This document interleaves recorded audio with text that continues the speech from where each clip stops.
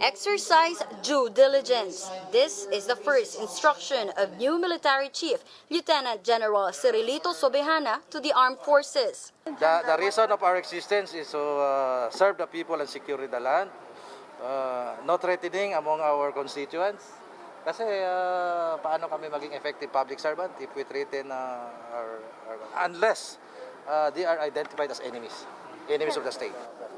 Recall that Lieutenant General Antonio Parlade Jr., spokesman for the National Task Force to End Local Communist Armed Conflict, or NTF-ELCAC, accused a journalist of serving as a propagandist for communists. He threatened to file charges against Inquirer.net reporter Tech Torres Tupas. Tech wrote an article on two Aita men claiming to be victims of illegal arrest and torture by soldiers in Zambales last year. Parlade branded the report as fake and propagandist. Some senators are calling on the Defense Department to axe Parlade. On Twitter, Senator Kiko Pangilinan urged Defense Secretary Delfin Lorenzana to show Parlade the door, as he did to former AFP Intelligence Chief Major General Alex Luna. Luna was relieved from his post over a list tagging several University of the Philippines alumni as members of the New People's Army. Senator Panfilo Lacson meanwhile said Parlade's remarks are uncalled for and totally unnecessary, especially as the hearing of petitions against the Anti-Terrorism Act are ongoing. He said Parlade's actions may undermine the controversial law. Journalist groups also condemned Parlade's accusation.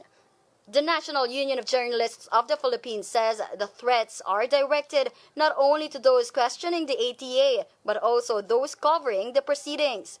The group adds, Parlade's actions speak loudly as to how the measure may stifle dissent. The Justice and Court Reporters Association also calls Parlade's new tirades utterly unacceptable. The reporters say if Parlade read the report, he would know that Tupas based her article on a petition filed at the Supreme Court. They are demanding that Parlade apologize to Tupas. Meanwhile, Center for Media Freedom and Responsibility Board member Vergel Santos says Parlade should be relieved from his post. Sunod-sunod na yan no ha? At saka wala namang nagkakamali dyan. Ano yan no? Hindi naman po pwedeng nagkamali yan. Mahirap namang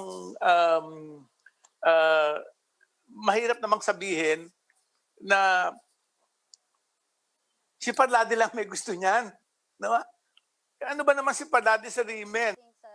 Santos adds that Parlade's actions are meant to sow fear as the nation is dragged towards dictatorship. For News 5, Marian Enriquez, we are One News.